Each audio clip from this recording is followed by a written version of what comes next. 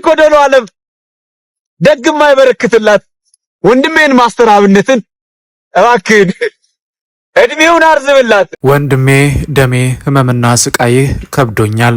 ህይወቴን ሰጥቼ አንተ በዳንክልኝ ምን አለበት። የማስተር አብነት ከበደ ወንድም ልብ የሚነካ ደብዳቤ ሙሉን ይዘንላችኋል፣ ታደምጣላችሁ። በሆስፒታልስ የተፈጠረው አዲስ ጉዳይ ምንድነው? ለብዙ እናቶችና አባቶች እንባ መታበስ ምክንያት የሆነው ማስተር አብነት መታመሙ ከተሰማ ጀምሮ በኢትዮጵያ ያሉ እንደዚሁም ከኢትዮጵያ ውጭም ያሉ ሰዎች ከጫፍ እስከ ጫፍ በእውነት እጅግ በሚያስገርም ሁኔታ ሀዘናቸውንና ፈጣሪ ደግሞ ጨርሶ እንዲምረው መልካም ምኞታቸውን እየገለጹ በጸሎታቸውም አብሮት መቆሙን ስናይ በእውነት ይህ ምን ያህል መታደል ነው የሚያስብል ነው። ማስተር አብነት ህመሙ ምንድነው የሚል የብዙዎች ጥያቄ ነበረ ሲሆን እንግዲህ ማስተር አብነትም እንደተናገረው ህመሙ እንደዚህ በቀላሉ በአንድ ሳምንት ወይም በአጠረ ጊዜ ውስጥ የሚሻለው ሳይሆን ትልቅ ክትትልን ጠይቅና ምናልባትም ደግሞ በሀገር ውስጥ እየተደረገለት ያለው ህክምና ምናልባት ለውጥ ማያመጣ ከሆነም ከሀገር ውጭም ወጥቶ የመታከም እድሉ ሰፊ እንደሆነ ሐኪሞችም ጭምር ሲገልጹ ተመልክተናል። ታዲያ ከዚህ ጋር ተያይዞ ግን ወንድሙ ካሳ ከበደ ያስተላለፈው መልእክት ግን የብዙዎችን ልብ እየነካና ብዙዎችም በማህበራዊ ሚዲያዎች ላይ ሲቀባበሉት ነበረ። የወንድሙ መልእክት እንደዚህ ይላል። ወንድሜ ደሜ በየትንፋሼ ምን እንደማስብ ታውቃለህ። በፍጹም ጤና ተመልሰ እንደገና ቆመ ማየትና የምትወደውን ስራህን በትጋትና በጽናት ስትሰራ መመልከት የህይወቴ ታላቁ ተስፋ ነው። በፍቅርና በናፍቆት ነው የምጠብቅህ።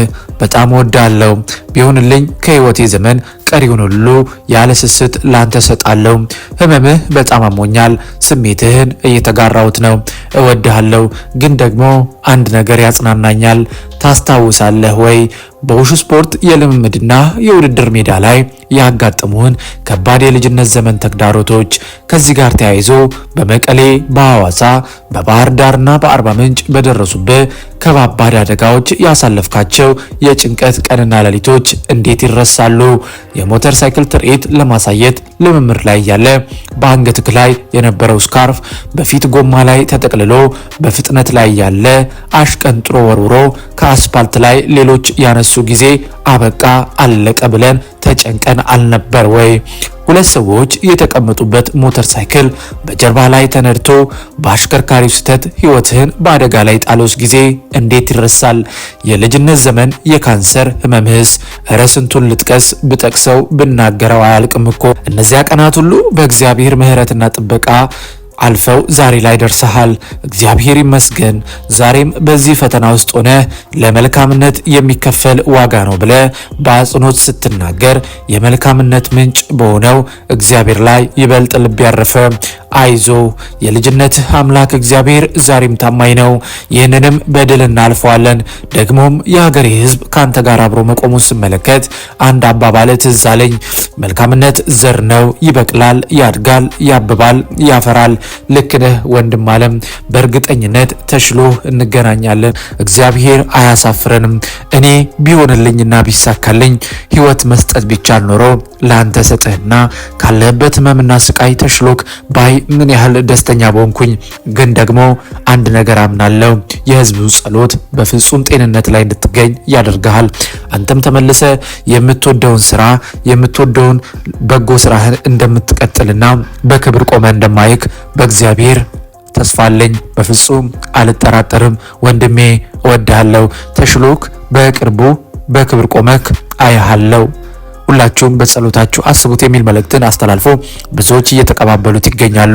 ይህ ምን ያህል መከባበር፣ ይህ ምን ያህል መዋደድ ነው የሚያሰኝ ነው። ማስተር አብነት አሁን ያለበት የጤና ሁኔታ በእርግጥ እንደሰማነው መረጃ በፍጹም ጤንነት ላይ እንደሚገኝ ማረጋገጥ ችለናል። በቅርቡም እንግዲህ እግዚአብሔር ካለ ህመሙ አርፎ እሱም ደግሞ ህመሙ እንደዚህ ነው ተብሎ የሚነገርም አይደለም። እንደሰማነው በእውነት ትንሽ ስቃይም ያለው ነገር ነው፣ ቀላል አይደለም።